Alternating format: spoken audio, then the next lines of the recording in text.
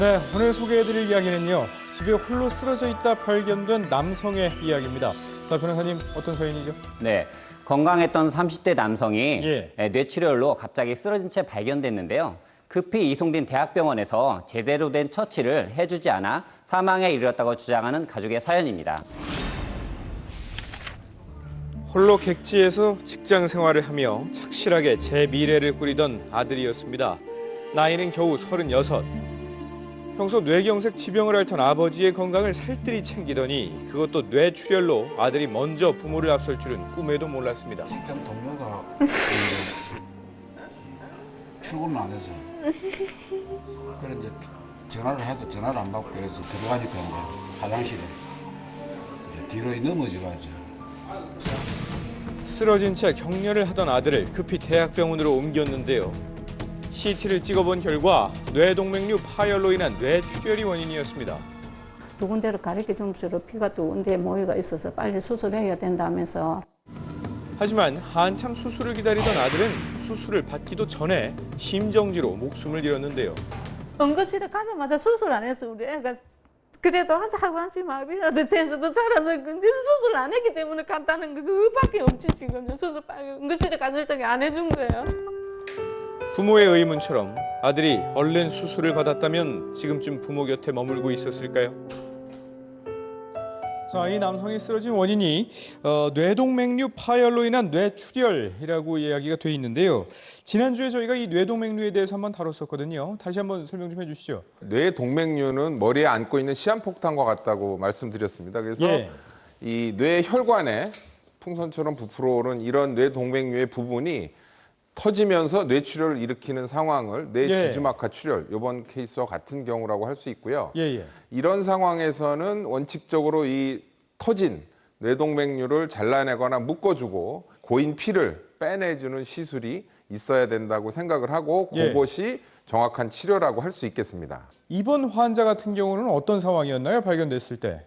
예, CT를 보면서 설명을 좀 드리겠습니다. 예. CT를 보시면 이렇게 하얗게 보이시는 부분, 예. 이 부분이 뇌동맥류가 파열이 돼서 피가 나는 곳이고요. 예. 다음 날 아침에 심정지가 일어난 이후에 찍은 CT를 보시면 뇌출혈 부위가 약간 증가를 했고 뇌실질 뇌출혈이 많이 증가된 상태를 볼 수가 있습니다. 예. 그래서 이러한 CT의 소견은 뇌압이 상승됐을 때 나타나는 전형적인 소견이라고 할 수 있고요. 이러한 상황에서는 빨리 적어도 감압술, 즉 이런 피를 빼는 시술은 했었어야 옳지 않나 생각이 듭니다. 자, 그런데 어째서 이런 처치들을 빨리 받을 수가 없었던 걸까요? 처음 이송된 응급실에서도 수술이 시급하다는 이야기를 들었답니다. 그런데 자기거든요. 지금 수술 환자가 있기 때문에 못 한다고 무슨 다른 데로 보내주고. 의사는 곧바로 수술이 가능한 병원을 찾아서 이송해주겠다고 그 설명했답니다. 시간에도 나는 너무 급해가지고 또 들어가가지고 빨리 안 되냐고 이러니까 지금 지금 수술 준비를 하고 있으니까 걱정하지 말라면서. 다행히 1시간 거리에 수술이 가능하다는 병원이 있어서 바로 옮겨갔습니다. 아들이 준비는 어떤가요? 준비는 무슨 준비야? 준비가 의사도 하나도 하나 못 없네. 갔는데.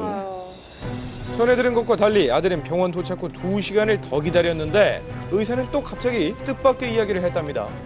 그러니까 그래 왜 수술 빨리 안 하냐고 이제 이럴 걸 하니까 인력이 없어서 수술 지금 저녁에 못 한다. 얘기가 하더라고요. 다르네요. 그래 그 소리 듣고 안 된다고 내가 이래가 내일 아직까지 못 낸다고 계속 불러라 했거든요. 수술할 사람이 수술 불러라 해도 그렇게 해도 저거는 그냥 지금 머리 이거 피가 이래 안 퍼지는 주사를 줬기 때문에 내일 아침까지 있어도 괜찮다 하더라고요.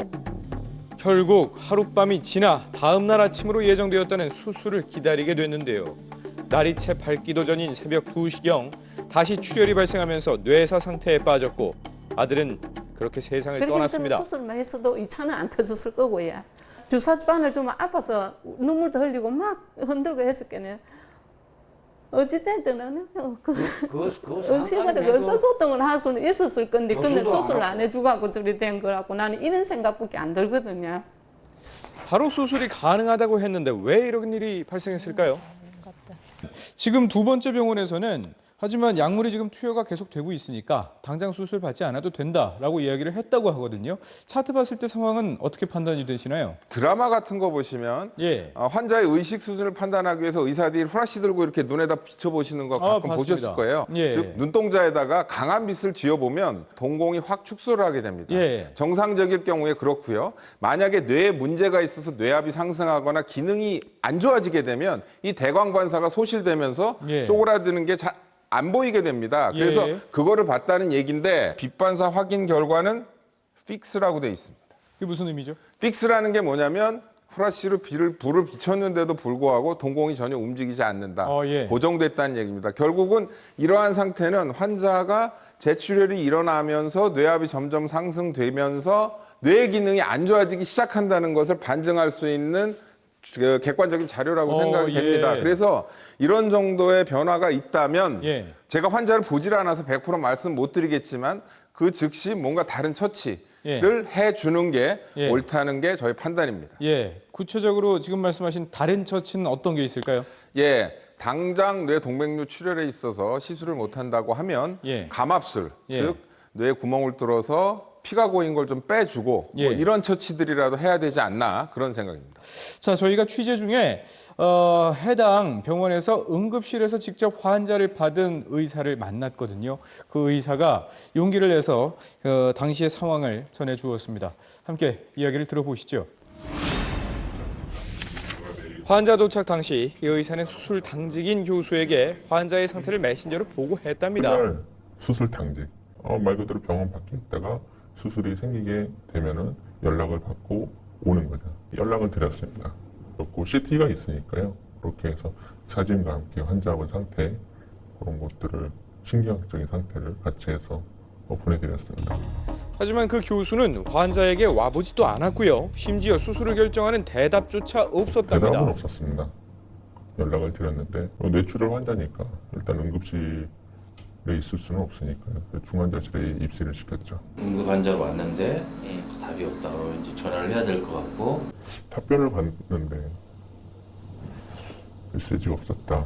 PD님은 뭐 사장님한테 카톡 보내는데 답변 없다고 사장님한테 전화해서 왜 답변 안 하냐고 따질 건 아니지 않습니까? 똑같은 거죠 뭐. 자, 그러니까 즉시 수술이 된다던 설명 뒤에 이런 상황이 벌어지고 있었던 거죠. 자, 얘기를 들어보니까 이거 이해가 잘 안 가는데요. 모든 책임을 지고 있는 수술 당직 의사가 보고를 다 받고도 아예 현장에 나타나지도 않았다는 얘기거든요. 네네. 이거 당연히 법적인 책임이 있을 것 같은데요. 이 사건 같은 경우에는 환자 상태가 도착했을 때 굉장히 위중한 상태여서 빨리 뇌 수술을 통해서 뇌압을 낮춰줘야 되는 그런 상황이었습니다. 예. 그런데 이런 상황을 CT까지 다 보고받은 의사가 당직 의사가 아예 나타나지 않았거든요. 결국 수술을 했으면 그런 사망이라는 악결과를 피할 수 있었음에도 불구하고 예. 의사가 나타나지 않아서 수술을 하지 않아서 사망에 이르렀다고 한다면 그렇죠. 형사상 업무상 과실치사죄를 인정할 수 있습니다. 예. 바로 처치를 받았어도 살까 말까 정말 생사의 기로에 서 있었던 환자인데 이렇게 시스템적인 문제라든지 아니면 개인의 도덕적인 문제 때문에 치료를 받지 못했단 말입니다. 이거 막을 수 있는 방법이 없을까요? 예, 사실 현장에서 일을 할 때도 환자를 전원하기 위해서 굉장히 애를 먹었던 기억이 납니다.